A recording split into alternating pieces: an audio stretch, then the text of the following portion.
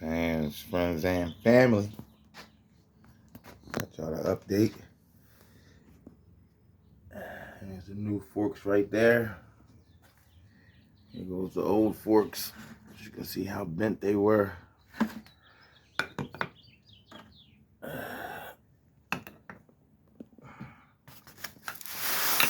Compared to the new.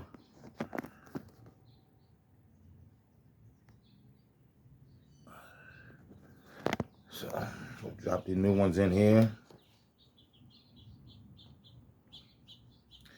All the way down. And we'll hook up the front brake. It still looks pretty good. Pretty good brake pad left still. Probably about half a life. So we out here. Another day. Tuesday. Where we at?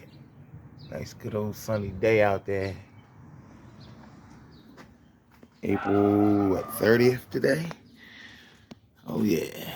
Very many motors, baby. Just giving y'all an update. About to throw these forks and that wheel back on.